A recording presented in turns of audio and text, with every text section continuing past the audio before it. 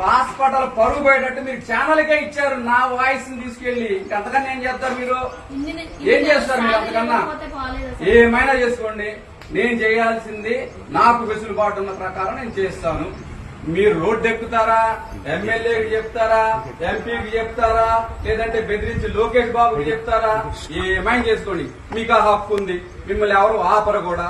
కానీ నేను చెప్పేది ఏంటంటే మీరు ఎక్కడికి వెళ్ళినా డబ్బులు ఇవ్వాల్సింది నేను ఇస్తాను. మీరు చేసే చర్యలు బాగోలేదని చెప్తున్నాను. చేసుకోండి, ఏమైనా చేసుకోండి. విసిగమ్మ విసుకొచ్చి అందుకనే ప్లకార్డ్ పట్టుకొని వచ్చావు. చేసుకో, రోజంతా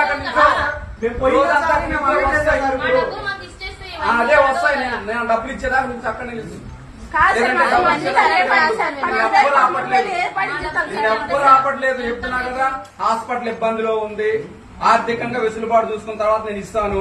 నీకు అప్పుడు దాకా ఇక్కడే ఉండు, నిన్నెవ్వరు ఆపరు. నువ్వు ఇక్కడే ఉండు, నిన్నెవ్వరు ఆపరు. నిజంగా నా ఈ హాస్పిటల్ ప్రాంగణంలోకి వచ్చి ధర్నా చేయడం అన్నది ఒక్క మాట నేను పోలీసులు చెప్పుకోవచ్చు. చెప్పట్లేదు, నేను వేరే వాళ్ళకి చెప్పాను. ఎందుకు చెప్పాను? నేను వ్యక్తిగతంగా మాట్లాడిన దాన్ని బహిర్గతం చేశారని చెప్పాను. దానికి చర్యలు సరే, ఎవరు చేశారన్నది బయటకు వస్తలే, ఎక్కడే పోతుంది. ఆ రోజు మీలో ఉన్న నేను మాట్లాడింది రికార్డు చేశారు. నేను రికార్డు చేశారనేసి మేము చేయలేదు అన్నారు. చేయాల్సిన అవసరం ఏంటి? మీడియాకి ఇవ్వాల్సిన అవసరం ఏంటి?